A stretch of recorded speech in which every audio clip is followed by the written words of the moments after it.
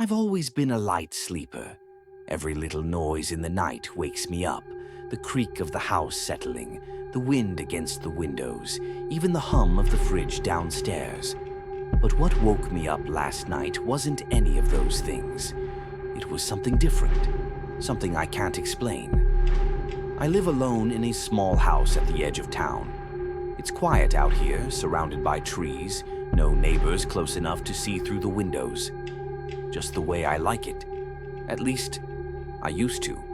It started at exactly 3:12 a.m. I remember because the red numbers on my bedside clock burned into my vision as I sat up, heart pounding. I had woken to the distinct sound of knocking, not at my door, but on my bedroom window. That didn't make sense. My bedroom is on the second floor. I sat there, frozen, straining to listen. The room was silent. Maybe I imagined it.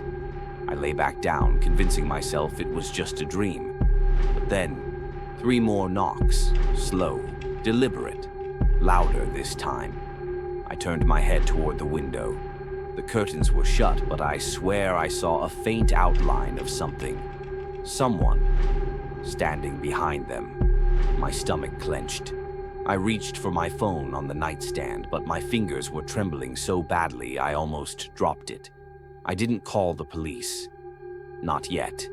I forced myself to get up, heart hammering, and took a step toward the window. My breath felt heavy in my chest.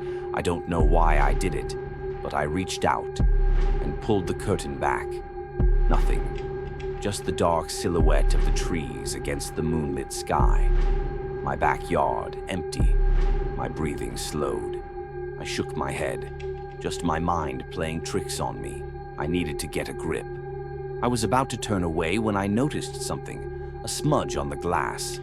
It wasn't dirt or condensation. It was a handprint, faint but unmistakable, and it was on the inside of the window.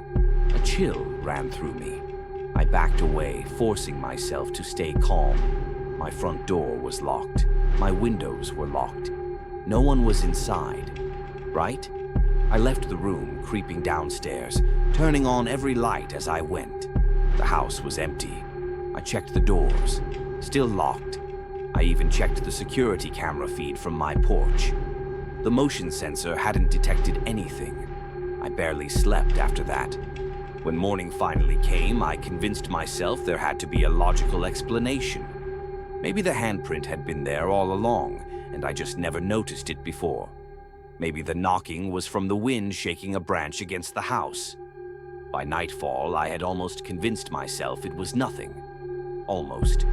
I double-checked every lock before bed, laid there for what felt like hours, staring at the ceiling, waiting for sleep to come. And then, 3:12 a.m., I woke up again. This time, not to knocking, to whispering. It was faint, but it was inside my room. A soft, breathy voice, right next to my bed. I didn't move. I barely breathed. I could feel something standing there, watching me. My body was screaming at me to run, to fight, to do anything, but I couldn't. I was paralyzed. And then, cold fingers brushed against my arm. I snapped.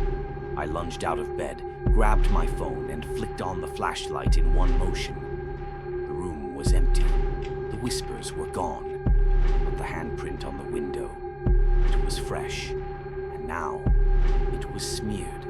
Like someone had been standing there, pressing their hand against the glass, watching me sleep. A slow, sinking dread coils in my gut. My legs feel weak as I step toward the hallway. It stretches before me, unnaturally long, the darkness swallowing the far end entirely. The walls seem too close, the air too still. My flashlight barely cuts through the thick blackness. Something about this space is wrong.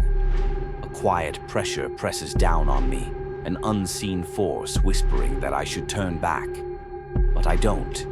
I catch my own reflection in the window as I pass, but my breath catches. The man in the glass is me, but not quite. My reflection lingers a second too long after I stop moving.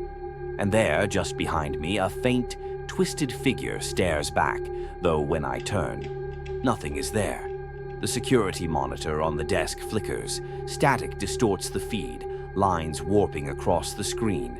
Then, for a split second, the image stabilizes. A figure stands outside, unmoving, watching. The screen glitches again, and it is gone. I don't sleep that night. Instead, I wait.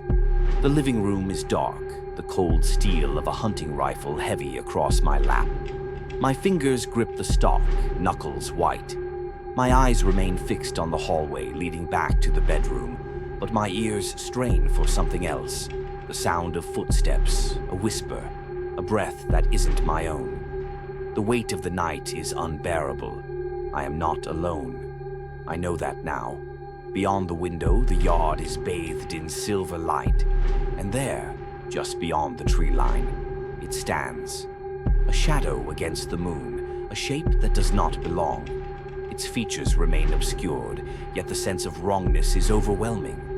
It does not move. It does not need to. Its presence alone is suffocating. And then, the window, the handprint, smeared downward this time, as though something had dragged itself against the glass. Desperate, panicked, a silent, wordless plea from whatever lingers beyond the threshold.